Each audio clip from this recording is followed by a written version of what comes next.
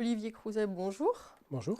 Donc vous venez d'intervenir dans le cadre des journées du e-learning. Donc votre thème c'était numérique et pédagogie vers de nouvelles écoles. Donc vous êtes directeur pédagogique notamment de l'école 42. Dans ce cadre, on voit que vous avez mis en place toute une nouvelle pédagogie et que vous continuez à réfléchir d'ailleurs dessus. Et notamment où vous cherchez en tous les cas à mettre en place, enfin, à évaluer des compétences propres à un certain métier. Donc on voit que vous êtes axé sur les débouchés professionnels dans votre école, ce qui n'est pas forcément le cas par exemple du milieu universitaire, où on va baser ça sur des connaissances de départ.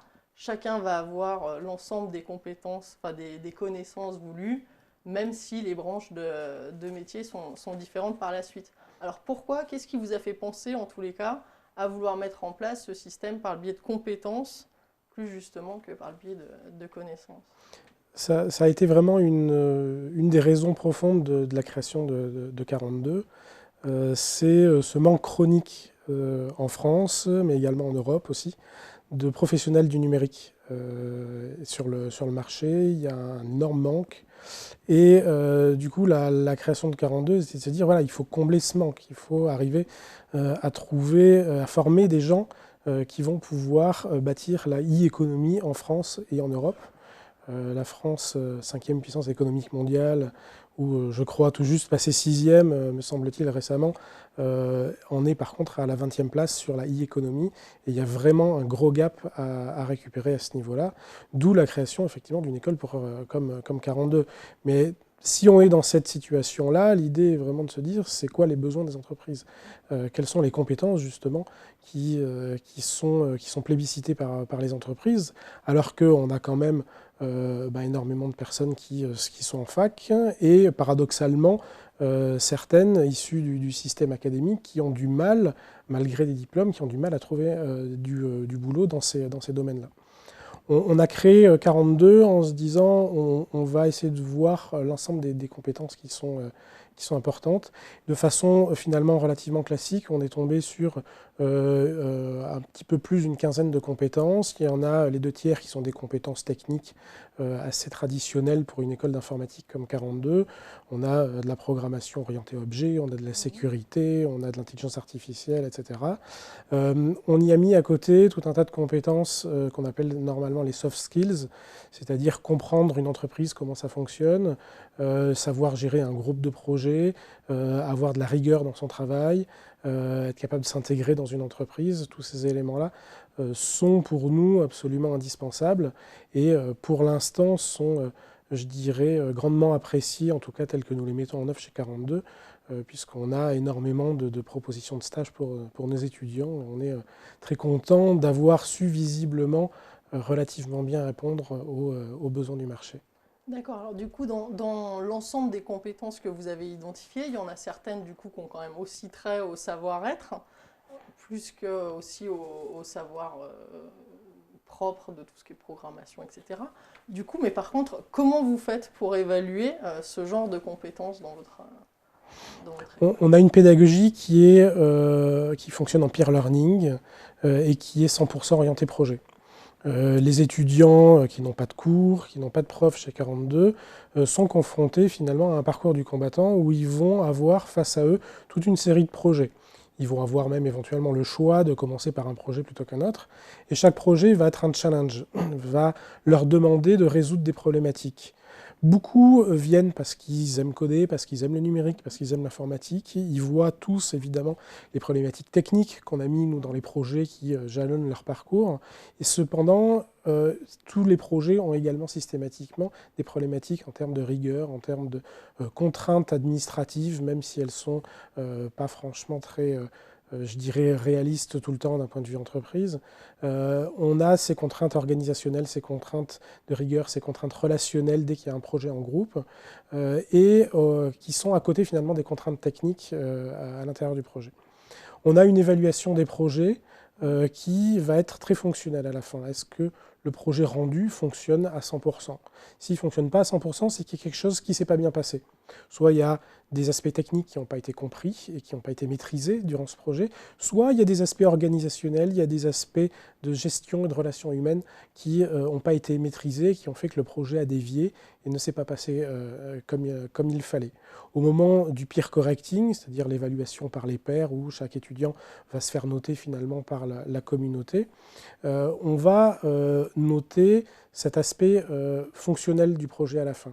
Dès lors que le projet fonctionne complètement et totalement en 100%, alors on estime que l'étudiant ou que le groupe d'étudiants a réussi à remplir les challenges techniques, mais également a réussi à remplir les challenges organisationnels, les challenges relationnels. Donc le fait de réussir les projets, pour nous, est un tout. Alors après, il y a toujours, je dirais, des colorations. Il y a des projets qui sont peut-être plus intelligence artificielle, il y a des projets qui vont peut-être mettre plus l'accent sur l'organisation d'un groupe sur du long terme, par exemple.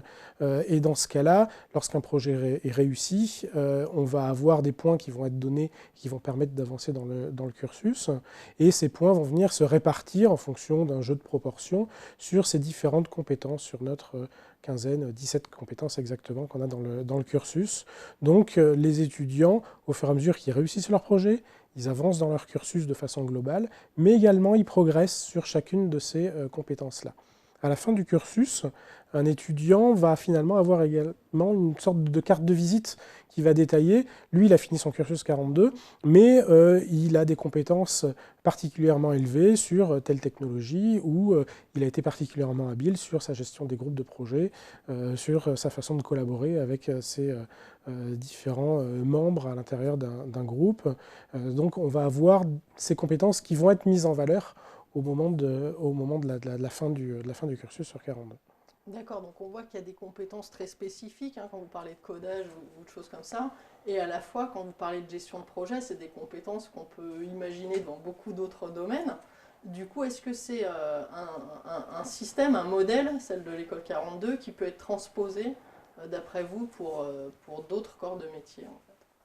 Alors je pense que le modèle tel quel, non, parce que nous avons décidé de mettre en place une solution qui répond à un problème particulier et précis. Par contre, si nos recettes au quotidien sur comment est-ce que les étudiants vivent tous les jours, sur les règles qu'ils doivent suivre tous les jours pour avancer dans leur cursus, sont propres à notre situation, sont propres à 42, je pense qu'il y a des principes sous-jacents dont je parle justement pendant ma conférence. Ces principes sous-jacents permettent un passage de ce modèle, ou en tout cas de cette pédagogie, vers d'autres thématiques. Indépendamment d'un facteur transversalité, le fait de croiser et d'éviter des phénomènes de silos qu'on a sur les différentes matières actuellement dans notre système éducatif, je pense qu'on peut prendre ces principes-là et également les appliquer à d'autres thématiques et également aussi les croiser, les mixer, les mélanger. On a fait une expérience, pas sur 42, l'ensemble de l'équipe pédagogique, on travaille ensemble depuis maintenant une quinzaine d'années. On a eu une expérience, notamment en termes d'apprentissage ou de réapprentissage de l'expression écrite. Et on a cherché à appliquer finalement ces principes généraux. Et on a pu mettre en place du coup un nouveau jeu de recettes pédagogiques au quotidien et un opérationnel différent pour cette thématique-là qui est l'expression écrite, mais avec les mêmes principes sous-jacents et pour obtenir là aussi, chez une population de type école d'ingénieurs, qui est, je dirais, pas forcément très friand justement de se remettre à faire du français. Ça ne faisait pas partie de leur matière préférée en règle générale au collège ou au lycée. Ils se sont réinvestis finalement dans cette thématique de l'expression écrite parce qu'on l'a présenté autrement, parce qu'on l'a amené différemment, parce qu'on a appuyé, on a fait jouer sur les bons leviers pour pouvoir susciter de nouveau du sens, cette envie d'apprendre, leur laisser de la liberté et le connecter également avec les besoins qu'ils peuvent avoir en termes d'expression écrite dans leur vie professionnelle. C'était quand même lié en partie, je dirais, à leur cursus d'informaticien aussi. Mais voilà, avec des recettes un petit peu différentes, mais les mêmes principes sous-jacents, on avait pu mettre en place à ce moment-là une expérience qui était tout à fait réussie, qui nous fait dire qu'on peut complètement décliner le modèle pédagogiques de 42 à d'autres thématiques, que ce soit de la médecine, que ce soit du business, que ce soit des sciences sociales. D'accord. Quand on vous écoute, forcément, là, on est dans une université, donc on pense à tous les aspects, à tous les débouchés professionnels, fonctionnels qu'il y a dans les universités, puis on pense forcément à un moment à l'aspect recherche des universités. Est-ce que vous pensez que c'est aussi quelque chose qui est transposable, y compris dans le domaine de la recherche, tout ce qui est justement compétences qu'il y aurait en matière pour traiter l'information, ou est-ce que vous pensez qu'il faut que ce schéma, vos principes, sont surtout applicables pour des débouchés professionnels fonctionnels et pas de chercheurs? Je pense que ce sont des éléments qui peuvent, d'une façon ou d'une autre, également s'appliquer sur le domaine de la recherche. Le domaine de la recherche est quelque chose qui doit continuer à exister de toute façon, on en a besoin. Le modèle que nous, on propose, en tout cas avec nos recettes, convient clairement pas à tout le monde. On a besoin d'avoir une multiplicité, je dirais, des parcours scolaires beaucoup plus importante. Mais ça ne veut pas dire éliminer ce que nous on propose, l'idée sous-jacente qui va derrière les principes de 42, ne revient pas à se dire il faut tout effacer et tout recommencer. Non, il y a des gens pour qui le cursus tel qu'il est actuellement convient malgré tout.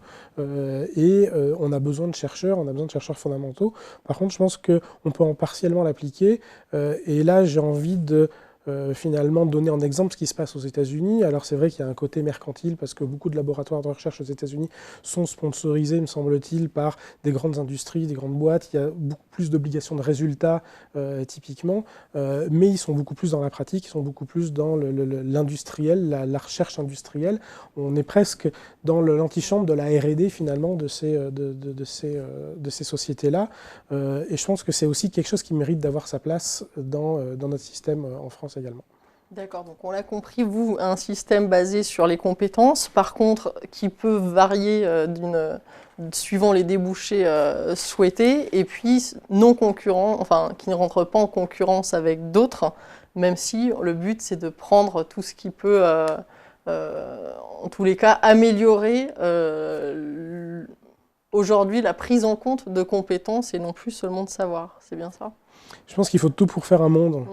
Et pouvoir proposer à n'importe quel jeune, n'importe quel enfant, n'importe quel étudiant, différentes façons d'avancer, différentes façons d'exprimer son talent, ses qualités, et derrière, que ce soit par l'intermédiaire de compétences, que ce soit par l'intermédiaire de choses qui sont beaucoup plus pratiques, ou au contraire par l'intermédiaire de quelque chose de plus académique, au sens de ce qu'on fait aujourd'hui, et qu'on a besoin de cette diversité dans le pays, pour l'économie, pour la société de façon générale.